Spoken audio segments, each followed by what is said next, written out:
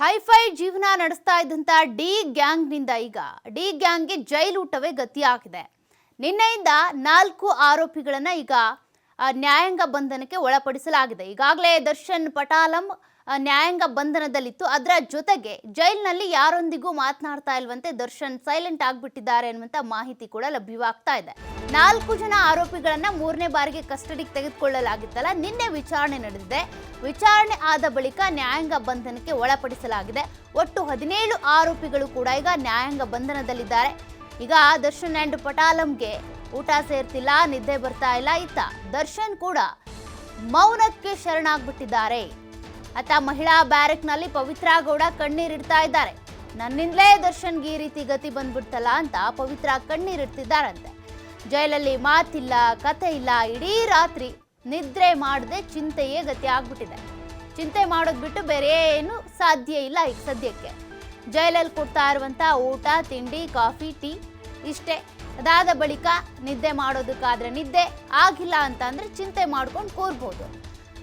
ಒಂದ್ ಕಡೆ ದರ್ಶನ್ ಈಗ ನ್ಯಾಯಾಂಗ ಬಂಧನಕ್ಕೆ 13 ವರ್ಷಗಳ ಬಳಿಕ ಮತ್ತೆ ನ್ಯಾಯಾಂಗ ಬಂಧನದಲ್ಲಿ ಸೆರೆವಾಸವನ್ನ ಅನುಭವಿಸ್ತಾ ಇರುವಂತ ದರ್ಶನ್ ಒಂದ್ ಕಡೆ, ಮತ್ತೊಂದ್ ಕಡೆ ದರ್ಶನ್ ಈ ರೀತಿ ಪರಿಸ್ಥಿತಿಗೆ ಬರೋದಕ್ಕೆ ನಾನೇ ಕಾರಣ ಆಗ್ಬಿಟ್ನಲ್ಲ ಅಂತ ಪವಿತ್ರ ಕಣ್ಣೀರಿಡ್ತಾ ಇದ್ದಾರಂತೆ.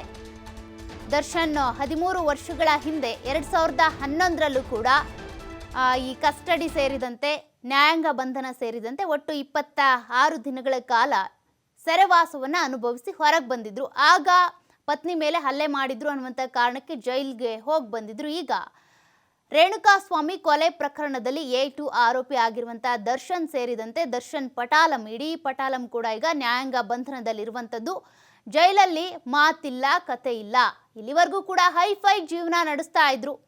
5 ಸ್ಟಾರ್ ಹೋಟೆಲಲ್ಲಿ ಊಟ ಮಾಡ್ತಿದ್ರು, ಅಥವಾ ನಾನ್ ವೆಜ್ ಅಂತ ಬಂದಾಗ ಎಗ್ ಇಲ್ಲದೆ ನಾನ್ ವೆಜ್ ತಿಂತಾ ಇದ್ರು. ಎಣ್ಣೆ ಅಥವಾ ಜಿಮ್ಮು, ಮೊಟ್ಟೆ, ಹೀಗೆ ನಾವು ಮಾತನಾಡುವಂಥ ಸಂದರ್ಭದಲ್ಲಿ ಅವರ ಒಂದು ಊಟದ ಶೈಲಿ ಇರ್ಬೋದು, ರುಟೀನ್ ಇರ್ಬೋದು, ಅದೆಲ್ಲ ಕೂಡ ಈಗ ಬದಲಾವಣೆ ಆಗುತ್ತೆ. ಜೈಲಿನಲ್ಲಿ ಏನು ರುಟೀನ್ ಇದೆಯೋ ಅದೇ ರುಟೀನನ್ನು ಎಲ್ಲ ಆರೋಪಿಗಳು ಕೂಡ ಫಾಲೋ ಮಾಡಬೇಕಾಗುತ್ತೆ. ಊಟ, ತಿಂಡಿ ಎಲ್ಲದಕ್ಕೂ ಕೂಡ ಸಮಯ ಇರುತ್ತೆ. ಅದೇ ರೀತಿಯಾಗಿ ಊಟದ ತಿಂಡಿಯ ಮೆನು ಇರುತ್ತೆ, ಅದರಂತೆಯೇ ತಿನ್ನಬೇಕಾಗುತ್ತೆ. ಮುದ್ದೆ ಕೊಡ್ತಾರೆ, ಇಲ್ಲಾಂದರೆ 4 ಚಪಾತಿ ಕೊಡ್ತಾರೆ ಊಟಕ್ಕೆ, ತರಕಾರಿ ಸಾಂಬಾರು ಕೊಡ್ತಾರೆ, ಬೇಳೆ ಸಾಂಬಾರು ಕೊಡ್ತಾರೆ. ವಾರದಲ್ಲಿ ಒಂದಿನ ನಾನ್ ವೆಜ್ ಇರುತ್ತೆ, ಒಂದಿನ ಮಟನ್ ಇರುತ್ತೆ, ಒಂದಿನ ಚಿಕನ್ ಇರುತ್ತೆ, ಅದು ಕೂಡ ಗ್ರಾಮ್ ಲೆಕ್ಕದಲ್ಲಿ. ಹೀಗೆ ತಿನ್ನಬೇಕಾಗುತ್ತೆ, ಈ ರೀತಿ ಸೇವನೆ ಮಾಡಬೇಕಾಗುತ್ತೆ. ಅದೊಂದು ಕಡೆ ಆದರೆ, ಇನ್ನೊಂದು ಕಡೆ ಇಡೀ ಪಟಾಲಂ ಈಗ ನ್ಯಾಯಾಂಗ ಬಂಧನದಲ್ಲಿರೋದ್ರಿಂದ ಒಬ್ಬೊಬ್ಬರಿಗೂ ಒಂದೊಂದು ಚಿಂತೆ, ಒಬ್ಬೊಬ್ಬರಿಗೂ ಒಂದೊಂದು ರೀತಿಯಾಗಿ. ಈಗ ಪವಿತ್ರ ನೋಡೋದಾದರೆ ದರ್ಶನ್ಗೆ ಈ ರೀತಿ ಗತಿ ಬಂದಿದೆ ನನ್ನಿಂದ ಅಂತ ಪವಿತ್ರ ಚಿಂತೆ. ಇತ್ತ ದರ್ಶನ್ ಅವ್ರು ನೋಡ್ತಾ ಇದ್ರೆ ದರ್ಶನ್ ಅವ್ರು ಹೇಳ್ತಾ ಇದ್ರು ಪವಿತ್ರಗೂ ಇದಕ್ಕೂ ಸಂಬಂಧ ಇಲ್ಲ, ಬಿಟ್ಬಿಡಿ ಅಂತ ಆಗ ಹೇಳ್ತಾ ಇದ್ರು ಕಸ್ಟಡಿಯಲ್ಲಿದ್ದಂಥ ಸಂದರ್ಭದಲ್ಲಿ. ಈಗ ಎಲ್ಲರೂ ಕೂಡ ನ್ಯಾಯಾಂಗ ಬಂಧನದಲ್ಲಿದ್ದಾರೆ. ಮುಂದೇನಪ್ಪ, ಮುಂದಿನ ಪ್ರೊಸೀಜರ್ ಏನಿರುತ್ತೆ ಅನ್ನುವಂಥ ಆತಂಕ ಇದ್ದೇ ಇರುತ್ತೆ. ನಿದ್ದೆ ಬರ್ತಾ ಇಲ್ಲ, ನ್ಯಾಯಾಂಗ ಬಂಧನದಲ್ಲಿದ್ದಾರೆ ಈಗಾಗಲೇ. ಹಾಗಾಗಿ ರಾತ್ರಿ ಸರಿಯಾಗಿ ನಿದ್ದೆ ಬರ್ತಾ ಇಲ್ಲ, ಊಟ ಸೇರ್ತಾ ಇಲ್ಲ, ಎಲ್ಲರೂ ಕೂಡ ಸೈಲೆಂಟ್ ಆಗಿಬಿಟ್ಟಿದ್ದಾರೆ. ಯಾವ ರೀತಿಯಲ್ಲಿ ಹೋಗುತ್ತೆ ಈ ಕೇಸು ಅಂತ. ಈಗಾಗಲೇ 139 ಸಾಕ್ಷ್ಯಗಳನ್ನು ಸಂಗ್ರಹ ಮಾಡಲಾಗಿದೆ ಕೇಸ್ಗೆ ಸಂಬಂಧಪಟ್ಟಂತೆ. ಅದೇ ರೀತಿಯಾಗಿ 28 ಸ್ಥಳಗಳನ್ನು ಮಹಜರು ಮಾಡಲಾಗಿದೆ. ಈ ಪಟ್ಟಣಗೆರೆ ಶೆಡ್ನಿಂದ ಹಿಡಿದು ಚಿತ್ರದುರ್ಗ ಚಳ್ಳಕೆರೆ ಗೇಟ್ವರೆಗೂ ಕೂಡ ಸ್ಥಳ ಮಹಜರು ಮಾಡಿದ್ದಾರೆ. ಎಲ್ಲ ಸಾಕ್ಷ್ಯಗಳನ್ನು ಇಟ್ಕೊಂಡು ಕೇಸಿಗೆ ಸಂಬಂಧಪಟ್ಟಂತೆ ಏನೆಲ್ಲ ಡೆವಲಪ್ಮೆಂಟ್ಸ್ ಆಗ್ತವೆ ಅನ್ನೋದನ್ನ ಸದ್ಯಕ್ಕೆ ಕಾದು ನೋಡಬೇಕಿದೆ.